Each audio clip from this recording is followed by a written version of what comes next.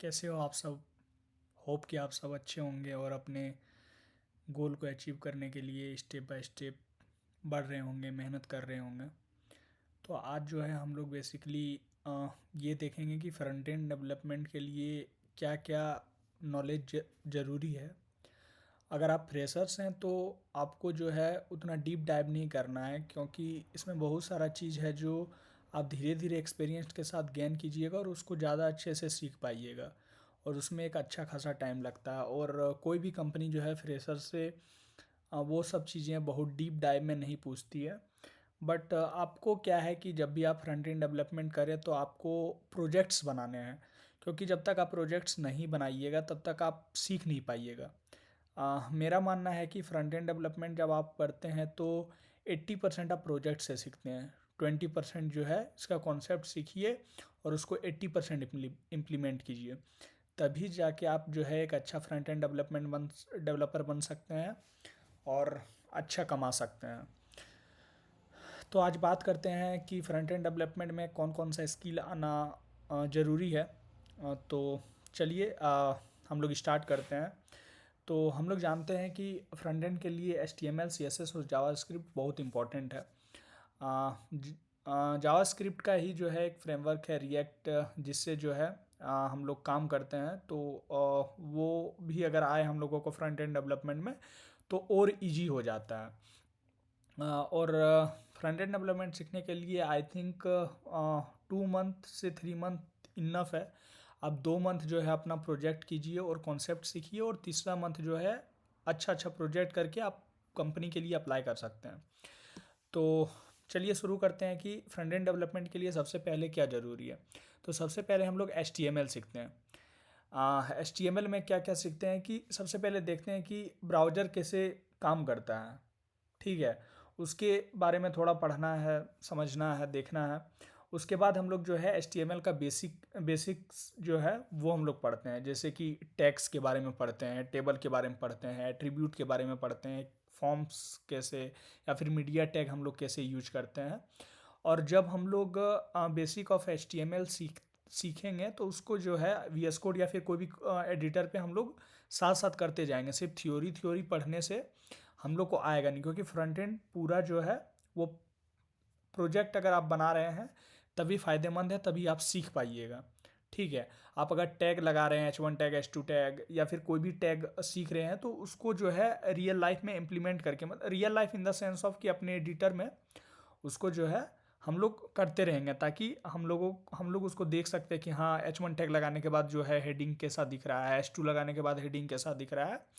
तो वो ज़रूरी है। ठीक है, मतलब हम लोग कोई भी एक एडिटर के साथ ही जो है फ्रंट एंड सीखेंगे और उस पर काम करते करते सीखेंगे, ताकि हम लोगों को ज़्यादा जो है नॉलेज हो पाए और सीख पाएँ। क्योंकि बेसिकली फ्रंट एंड डेवलपमेंट में आप कोई भी कंपनी में जाइएगा तो आपको मतलब कि रियल लाइफ प्रोजेक्ट पे काम करना होगा और करना होगा। ये कोई सेमेस्टर एग्जाम है नहीं कि आप बस थ्योरी लिख रहे हैं, या फिर कोई कॉलेज का जो है वो वाइवा नहीं है कि आप जो है टीचर को एक्सप्लेन कर दे रहे हैं, वहीं तक ये सीमित है, ऐसा नहीं है। जब आप फ्रंट एंड डेवलपर बनिएगा तो आपको फ्रंट एंड में काम करना होगा, और जो भी प्रोजेक्ट पे कंपनी आपको काम कराएगी उस पर काम करना होगा। तो आपको मतलब करके दिखाना होगा और करना होगा इसको। ठीक है, तो HTML में हम लोग जाने कि सबसे पहले हम लोग पढ़ेंगे कि ब्राउज़र कैसे काम करता है, फिर बेसिक ऑफ HTML पढ़ेंगे। Tag, table, attribute, forms, media tag, और भी जो भी इसमें एक दो और ऐड हो सकता है, बेसिक ऑफ HTML हम लोग पढ़ लेंगे। जब हम लोग बेसिक ऑफ HTML पढ़ लेंगे तब हम लोगों का HTML का जो है पार्ट वो ख़त्म हो जाएगा। तो हम लोग जो है फ्रंट एंड का सेकेंड पार्ट में आएंगे, जो है कि है CSS। ठीक है, CSS में हम लोग जो है सबसे पहले पढ़ेंगे कि CSS लोडिंग स्ट्रेटेजी क्या है, सेलेक्टर्स क्या है, बॉक्स मॉडल CSS में क्या है, ये बहुत इंपॉर्टेंट है बॉक्स मॉडल CSS में। फिर हम लोग फ्लैक्स बॉक्स या फिर फ्लूड डिज़ाइनिंग कैसे करते हैं वो सीखेंगे, CSS ग्रिड सीखेंगे, फिर इनहेरिटेंस सीखेंगे। इनहेरिटेंस जो है वो मतलब जैसे कि आप लोग ऊप्स में पढ़े होंगे, मतलब कि लगभग वही है। ठीक है, तो आप लोग कोई भी एक प्रोग्रामिंग लैंग्वेज जानते हैं, चाहे C हो, जावा हो, पाइथन हो या जावास्क्रिप्ट हो, तो सब में जो है जहाँ भी ऑब्जेक्ट ओरिएंटेड ऐसे C तो ऑब्जेक्ट ओरिएंटेड प्रोग्रामिंग नहीं है तो वहाँ पे इनहेरिटेंस वगैरह नहीं आता है, बट जावा वगैरह में आता है क्योंकि वो ऑब्जेक्ट ओरिएंटेड प्रोग्रामिंग है। और फिर हम लोग CSS एनिमेशन करना सीखेंगे, ठीक है। तो CSS जो है बेसिकली हम लोग ये टॉपिक तो एकदम कवर कर ही लेना है। CSS loading strategy, selector, box model, flex box and flow designing, CSS grid, inheritance और CSS एनिमेशन। जब हम लोग CSS पढ़ लेंगे उसके बाद हम लोग जावास्क्रिप्ट पे स्विच करेंगे। जावास्क्रिप्ट बेसिकली लैंग्वेज है जो फ्रंट एंड के लिए बहुत वाइडली यूज़ होता है। तो HTML हम लोग देख लिए, CSS देख लिए कि CSS में क्या क्या पढ़ना है। ये जो PDF है वो हम डिस्क्रिप्शन में डाल देंगे, आप लोग वहाँ से एक बार देख लीजिएगा। फिर हम लोग जो है HTML CSS पढ़ लेने के बाद जावास्क्रिप्ट पे आ जाएंगे। तो जावास्क्रिप्ट में बेसिकली हम लोग this bind call apply inheritance ये पढ़ेंगे। फिर जो है polyfills of call bind apply and deep copy shallow copy ये सब पढ़ेंगे। फिर एरे पढ़ेंगे, ठीक है। क्लोजर मैप, वीक मैप या फिर वीक सेट ये सब पढ़ेंगे। फिर ऑब्जेक्ट इन जावास्क्रिप्ट पढ़ेंगे, ठीक है। उसके बाद जो है एक बहुत इम्पॉर्टेंट है, जैसे डॉक्यूमेंट ऑब्जेक्ट मॉडल है या फिर डेटा टाइप एंड मॉड्यूल्स है, वो सब पढ़ेंगे। डेटा टाइप्स तो बेसिकली हर लैंग्वेज में आप लोग पहले से पढ़ते आ रहे होंगे, अगर आप लोग को जावा या सी वगैरह आता है तो। फिर हम लोग देखेंगे कि events and event handling, bubbling and capturing, फिर ब्राउजर पफ and memory leaks, HTTP and network optimisation. आप लोग का बीटेक में होगा कंप्यूटर नेटवर्क करके एक सब्जेक्ट, वहाँ हम लोग थोड़ा बहुत नेटवर्किंग के बारे में पढ़े थे। तो कंप्यूटर नेटवर्क जो हम लोगों का सब्जेक्ट था बीटेक में, वहाँ पे हम लोग पढ़ते थे नेटवर्क वगैरह के बारे में, तो सिमिलर है, ज़्यादा कोई डिफरेंस है नहीं। फिर जो है हम लोग टाइप हेड पढ़ेंगे। जब जावा स्क्रिप्ट का पार्ट ख़त्म हो जाएगा, मतलब हम लोग को अभी तक HTML CSS जावा स्क्रिप्ट आ गया है। HTML करने में आपको 1 वीक लगेगा, CSS करने में आप 2 to 3 वीक रख लीजिए, जावा स्क्रिप्ट भी 3 वीक में हो जाएगा, ठीक है। आप लोग को बेसिक करना है ताकि आप लोग जो है अपने प्रोजेक्ट में उसको यूज करके वो कर सकते हैं। मतलब आपको इंटरमीडिएट लेवल तक का HTML CSS जावास्क्रिप्ट आना चाहिए, ठीक है। आपको प्रो नहीं बनना है, क्योंकि आप अगर फ्रेशर्स हैं तो कोई भी कंपनी जो है इंटरव्यू में आपसे प्रो लेवल की चीज़ें नहीं पूछेगी। बट हाँ, बेसिक आना चाहिए, और आप उस बेसिक को इम्प्लीमेंट कर पा रहे हैं कि नहीं, प्रोजेक्ट बना पा रहे हैं कि नहीं, वो इम्पोर्टेंट है। तो हम लोग HTML में देख लिए क्या क्या पढ़ना है, CSS में देख लिए क्या क्या पढ़ना है, जावास्क्रिप्ट में देख लिए क्या क्या पढ़ना है। अब बात आता है कि जो है लाइब्रेरी जो है वो पढ़ना है। जैसे कि मान लीजिए रिएक्ट है, फ्रेमवर्क है, इसको पढ़ना है। तो रिएक्ट में जो है हम लोग JSX प्रॉप्स लिस्ट पढ़ेंगे। फिर react project, create react project, मतलब कि कोई रिएक्ट प्रोजेक्ट रिएक्ट यूज करके हम लोग कोई प्रोजेक्ट वगैरह बना सकते हैं। स्टेट्स पढ़ेंगे, फिर कंट्रोल कंपोनेंट पढ़ेंगे, फिर रिएक्ट राउटर एंड हुक्स पढ़ेंगे।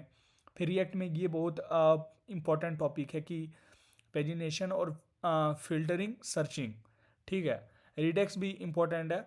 और फिर एक पढ़ेंगे कि context API and it's use cases क्या क्या है, ठीक है। कंटेक्स्ट API का यूज केसेस क्या क्या है, वो सब रिएक्ट में हम लोग पढ़ लेंगे। ये भी रिएक्ट का सब बेसिक है।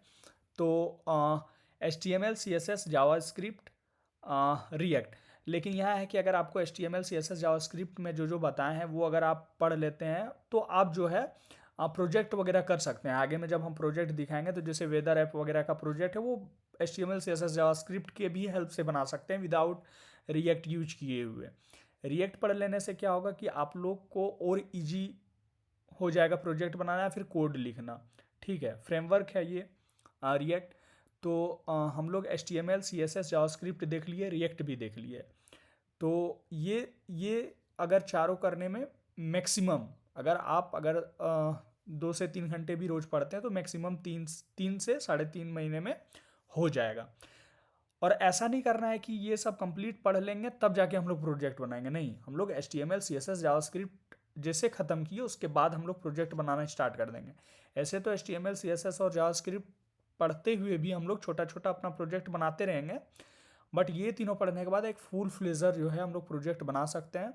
तो आप लोग को जो आगे स्लाइड में हम बताएंगे कि प्रोजेक्ट क्या क्या बना सकते हैं, कुछ आइडिया आप लोग को दे सकते हैं कि इस पर हम लोग जो है HTML CSS और जावास्क्रिप्ट के हेल्प से प्रोजेक्ट कर सकते हैं। तो प्रोजेक्ट में जैसे कि हम लोग ई कॉमर्स वेबसाइट बना सकते हैं, ठीक है, बैकएंड का काम नहीं, मतलब फ्रंट एंड वाला हम लोग सब ई कॉमर्स वेबसाइट जो है प्रोजेक्ट बना सकते हैं। फिर कोई मैसेंजर ऐप जो है वो बना सकते हैं। फिर एक सॉर्टिंग विजुअलाइजर है, फाइनल ईयर में हम जब बीटेक में थे तो हम ये एक प्रोजेक्ट बनाए थे with the help of HTML CSS and JavaScript. फिर जो है ट्विटर या फिर थ्रेड क्लोन का एक प्रोजेक्ट बना सकते हैं। और वेदर ऐप तो खैर बहुत पॉपुलर है, आप लोग यूट्यूब पे भी सर्च कीजिएगा तो वेदर ऐप का बहुत सारा प्रोजेक्ट बना हुआ है, और उसमें HTML CSS जावास्क्रिप्ट यूज करके बन जाता है, कोई दिक्कत नहीं है।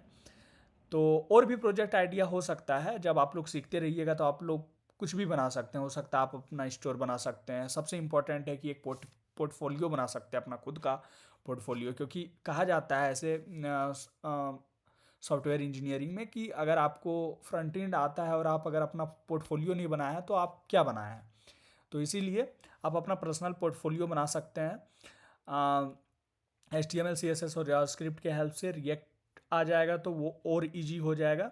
और इंटरनेट पे जो है फ्रंट एंड का बहुत सारा प्रोजेक्ट पड़ा हुआ है, आप जो है नॉलेज के लिए उसको देख सकते हैं और उसको इम्प्लीमेंट करके कुछ चेंजेस करके अपना एक नया जो है फ्रंट एंड का प्रोजेक्ट बना सकते हैं। तो ये था आ, पूरा कि हम लोग HTML CSS जावास्क्रिप्ट में कौन कौन टॉपिक पढ़ के फ्रंट एंड डेवलपर बन सकते हैं। आपको अगर मेरा चैनल अच्छा लगा हो तो प्लीज़ सब्सक्राइब कर दीजिए, लाइक कर दीजिए और अपने दोस्तों में शेयर कर दीजिए।